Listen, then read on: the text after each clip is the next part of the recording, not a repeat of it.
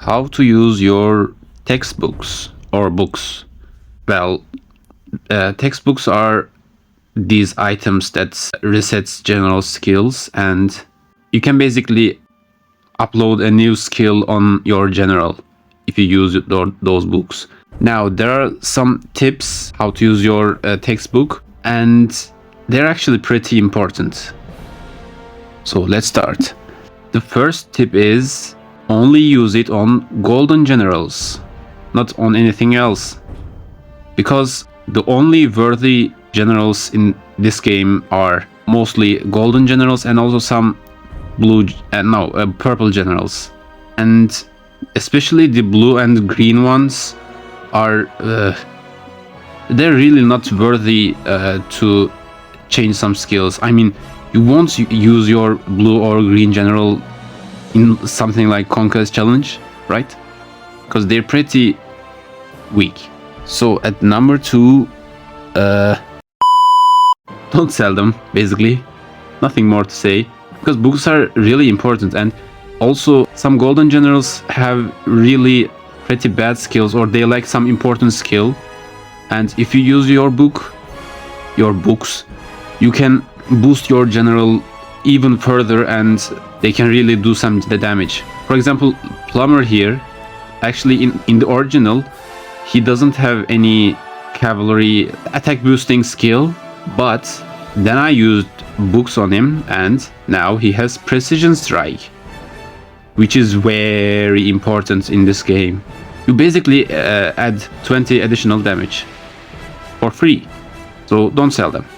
So number 3 is don't reset a general skill more than once or maybe twice. For example, if you reset a general skill for the first time, it only requires 5 textbooks. But if you want to do it for the second time, it requires 10 textbooks. If you want to reset for the third time, it requires 15 textbooks, which is a lot. And it's also quite wasting. So if you want to reset a general skills, do it wisely, and if you don't, just let the general be however it is. I changed 2 of Borevich skills, and as you can see now, it requires 15 textbooks to change any skill, which is a lot. So now, what skills are useful? What skills are there to change? For example, maneuver.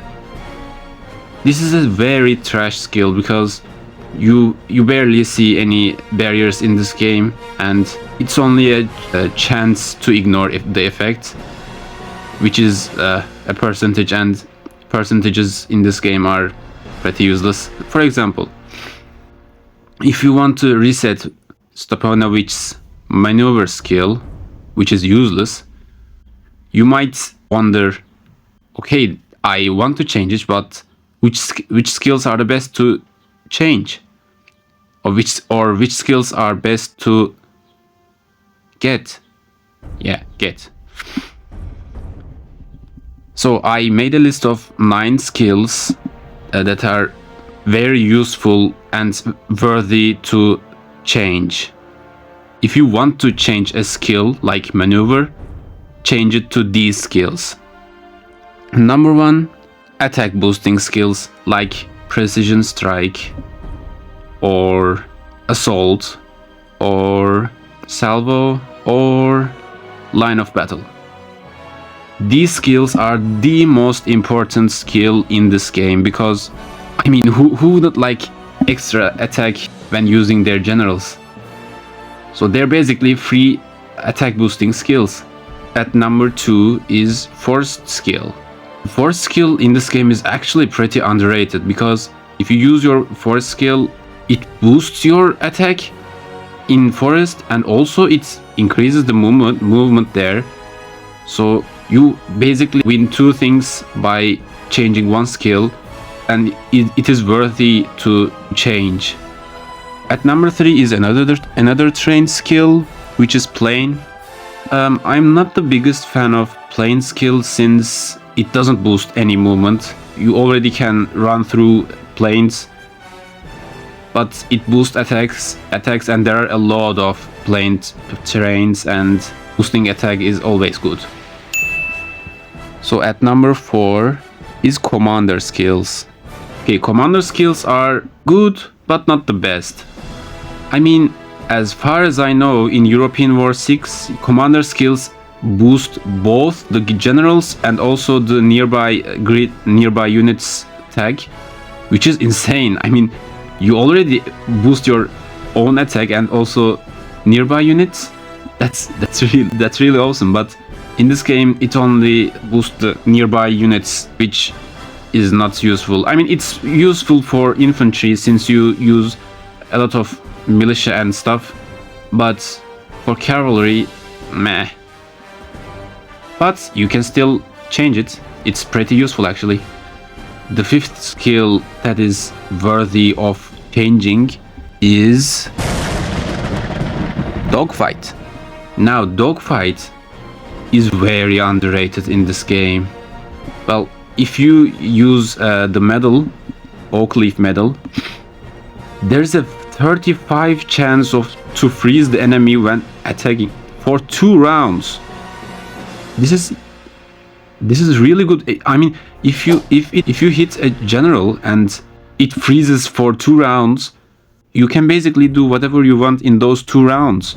So yeah, but this skill is not a must, but it's very useful. It's not the most needed skill. So at number 6 is Pierce. Now, Pierce is just another underrated skill, but the only downside is it's a percentage. Well, let me clear it. It's a percentage when you don't use the medal.